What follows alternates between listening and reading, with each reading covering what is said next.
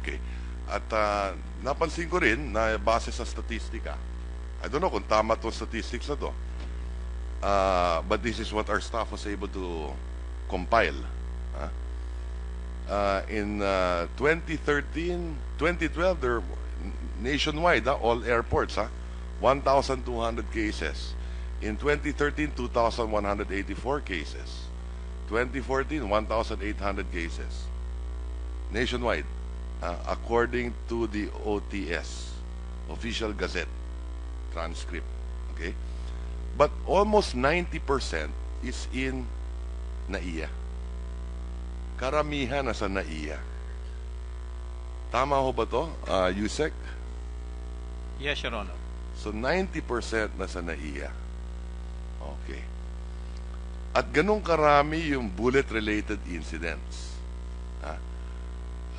Thousands. Bakit ang apprehensions ninyo low double digit lang kung thousands yung nauhuli ninyo? Like for example, in 2014, 1,500 incidents. Ang bullet-related, ang hinuli nyo, 12 lang. Anong ibig sabihin nun? Yung amin pong data, Your Honor, is basically incident report po yan pag mayroon pong detection. Okay. Then we turn, as a matter of procedure po, we turn this over to the law enforcer po. In this case po, yung ABSI group. And then? For proper disposition po. Okay. And then? Yung ABSI group na po yung ano, yung so, iba yung data ninyo, iba yung data ng ABSICOM. Kasi sa ABSICOM, in 2013, 21. In 2014, 12. Pero sa inyo, 2,037, 1,500. So, ang iniisip ko dito, kung malikot yung isip ko, kung 1,512, 12 yung report ng ABSICOM, yung 1,500, ano yun, lagayan ba yun? Bakit iba yung data ninyo? Yung pong aming record na naka-table po, combination po yun ng ano, kung amulet ka. Sige, let me break it down. Ilan yung amulet dito, ilan yung totoong bala? Breakdown po Live. namin na yung pong suspected live ammo at saka po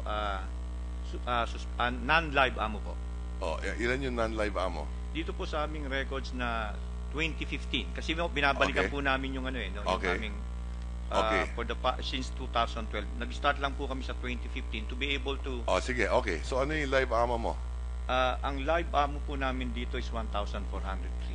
1,000? 403 po. Mas marami na. 2014 yun. 2015 po.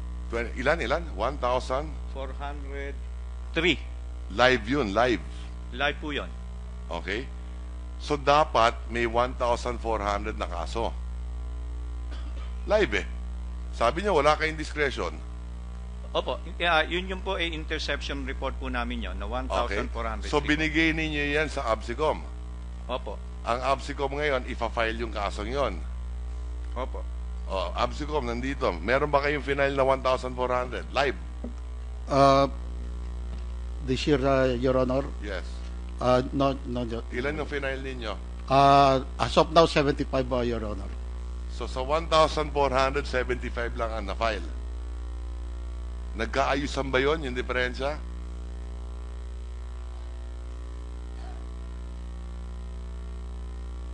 Live yun, ha? Sige.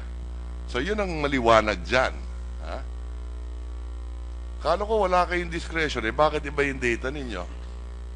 Okay, balik tayo kay Yusek. Ilan naman yung amulet?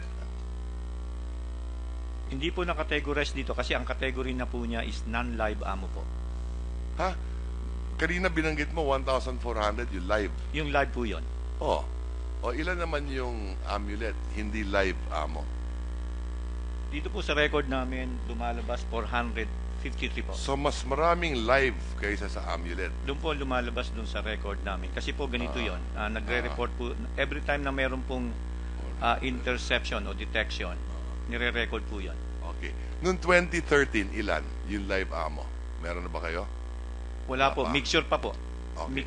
Kasi base sa data ko dito, tanungin ko yung ABSICOM naman. Ilan yung nabanggit mo? 75? 2015? 75, Your Honor. 2015 yun. 2015, Your And in Honor. 2014, ilan? I'm not privy of 2014 because I'm not yet the... But you're the head eh.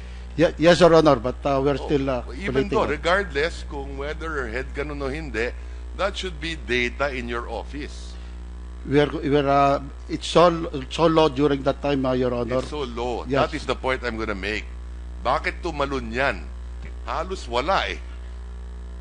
Noong 2014 eh. That's the point. Red flag eh. Halos wala. Suddenly, dumami. Kaya when I saw this, alam mo kaagad may red flag kaagad dito. Why is there such a jump? So siguro dapat gamitin to ng NBI as a lead in your investigation. Di ba? Okay. Kitang-kita mo eh, 90% nangyayari sa NAIA. Biglang tumalon yung numero. Parang pinaghahanap buhayan nga. Di ba? Okay? So, then, again, like I said, no? Yung extortion activities, marami yan. Hindi lang tanimbala yan. So maybe the NBI should also look at other extortion activities.